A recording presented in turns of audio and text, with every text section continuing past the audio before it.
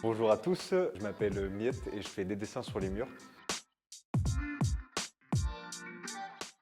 Dans ce décor, vous allez retrouver du coup plein de plantes, de fleurs, d'animaux. On voit à un moment donné l'arrivée d'un personnage comme une sorte de spectre qui faisait partie de cette civilisation et qui est venu cacher un trésor, mais un trésor qui n'a pas une valeur pécuniaire mais plus sentimentale. Voilà d'objets en fait qui témoignent en fait de toute sa vie, de son expérience.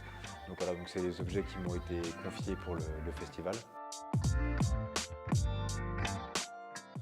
Pour ma pièce, j'avais envie de, quand du coup les gens allaient vivre cette expérience en franchissant le pas de la porte, je voulais qu'ils aient vraiment une sensation d'apaisement en quelque sorte, qui se pose, qui respire et qui en fait découvre une nature luxuriante qui pas à pas en fait reprend ses droits sur une civilisation perdue, et en fait la nôtre. Alors ouais, ça a été un très gros challenge, et d'une part sur la superficie de la pièce. On a une hauteur sous plafond de 4,50 m, donc c'est quand même assez conséquent. Et un deuxième challenge surtout sur le côté immersif, que vraiment quand on rentre, on soit vraiment plongé dans un environnement. Ça a été assez dur à faire, et aussi sur la thématique justement, donc qui est liée aussi à l'immersion, mais voilà. Et le troisième, quatrième point, je sais plus, c'est sur le fluo, sachant que toute la pièce a été faite avec de la lumière fluo et qui réagit à la lumière UV. En l'occurrence, donc il y a très peu de teintes, et au niveau de la technique, c'était pas évident de mettre des volumes dans les éléments. Ce que je peux retenir de cette expérience, c'est voilà, cette espèce d'aura en fait qu'il y a dans le festival, avec toute l'équipe d'artistes farfelus, bien chelous et très inspirants en fait. Voilà, il y a vraiment ce côté immersif aussi à la fois dans l'expérience partagée avec les autres, et ça c'est top.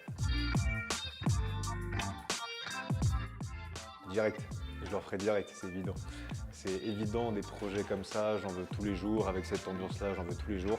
C'est vrai que c'est une grosse charge de travail, donc en fait on est vraiment en immersion, mais même aussi dans notre vie personnelle en fait. On a l'impression qu'on vit un peu air de famille pendant plusieurs semaines, et c'est hyper intéressant.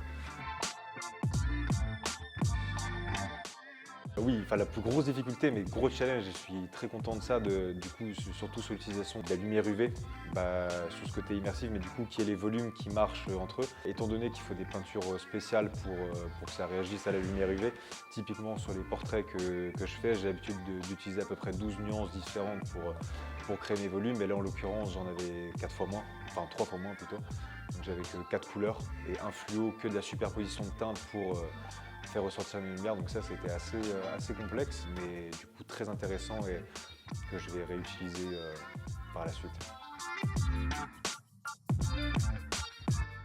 Alors le bâtiment m'a pas spécialement inspiré. En fait, de base, je voulais faire quelque chose vraiment in situ et qui avait un lien avec le tissu. Donc du coup, ça fermait vachement de portes sur la thématique. Vu mon médium et mes techniques que j'utilise, c'était plus compliqué de faire un lien avec le tissu, donc je ne suis pas parti là-dessus. Mais la seule chose, j'ai essayé de jouer un tout petit peu avec les décors de ma pièce en utilisant du coup les vitrines comme des cavités.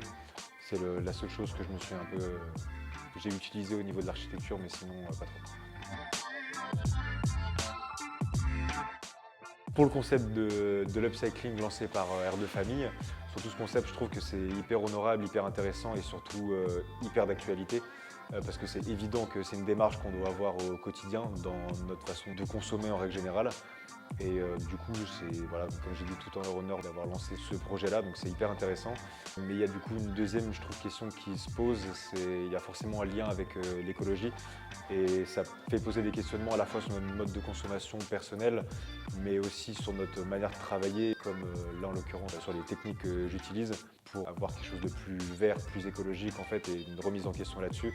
Et voilà, c'est juste après en termes de légitimité, je trouve, sur les matériaux utilisés pour une exposition qui est aussi grosse que celle-ci, de chercher la légitimité au plus haut, tout en conservant les envies, les besoins de chacun, pour que voilà, tout le monde puisse s'exprimer librement, efficacement. L'expérience avec les jeunes qui sont venus nous aider, donc en service civique ou alors pour les Cités d'Or avec le lycée Jacques Brel, c'était vraiment une super expérience. À la fois moi, j'étais très intéressé déjà d'une part pour leur aide, parce qu'ils venaient aussi pour nous aider et vraiment participer au projet. Donc ça, c'était très gentil à eux pour leur écoute, leur patience. Et voilà, ils m'ont énormément aidé. Donc là, pour le coup, si j'en suis là maintenant aujourd'hui, vu la vitesse à laquelle j'ai avancé, heureusement qu'ils ont été là pour m'aider. Donc sur plein de choses, donc j'ai essayé de leur faire découvrir des techniques qu'ils ne connaissaient pas. Et je suis très content de l'expérience que j'ai eue avec eux.